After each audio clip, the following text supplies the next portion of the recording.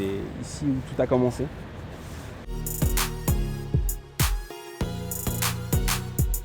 Au départ, j'étais pas voué à être réalisateur ou scénariste, c'est vraiment des concours de circonstances. En l'occurrence, ouais, ce qui m'a vraiment le plus inspiré, c'est une personne qui s'appelle Ahmed Mazouz, qui était membre fondateur et du groupe La Caution. T'es à la menthe.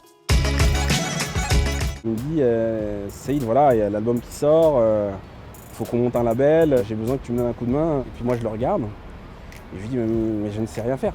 Enfin, moi je suis un prof de sport, enfin tu vois, c'est mon prof de sport.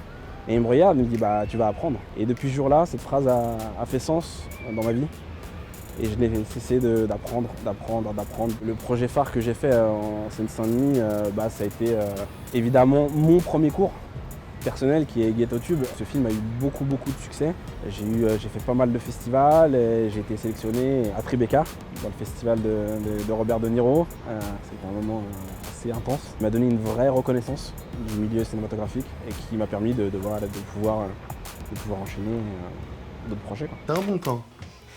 J'ai réalisé un film qui s'appelle Le Casse du siècle dans le cadre d'une collection qui s'appelle 6 fois confiné sur Canal+.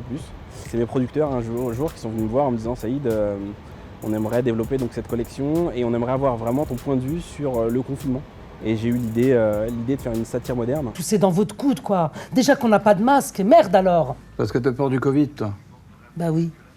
Ça fait 25 ans que tu te gaves de Madeleine, mais t'as peur du Covid. Moi, j'ai eu la chance d'avoir deux talents extraordinaires. J'avais Jérémy Ferrari, qui est pour moi l'une des plus belles plumes de la scène française. Et puis j'avais Alexis Mananti, qui pour moi, sincèrement, fait partie des tout meilleurs acteurs français. Et de les mettre derrière une caméra, de pouvoir avoir la chance de les mettre en scène, c'était un régal dans tous mes films et dans tous ceux que je réaliserai à l'avenir.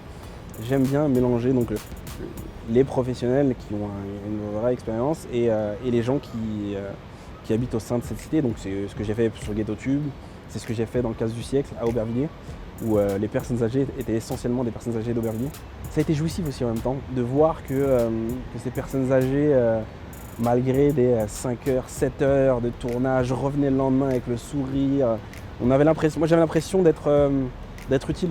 Et mon premier long métrage, qui devrait normalement être produit à l'automne, se déroulera ici même, entre Noisy-le-Sec et Aubervilliers. J'ai absolument besoin que ma première fiction soit réalisée sur ce département et sur la ville, ou dans la ville qui m'a vu grandir. Ce que je peux vous dire en tout cas, ouais, donc ça reste quand même un cinéma un peu engagé. L'idée première, c'est de faire rayonner les gens de ce département.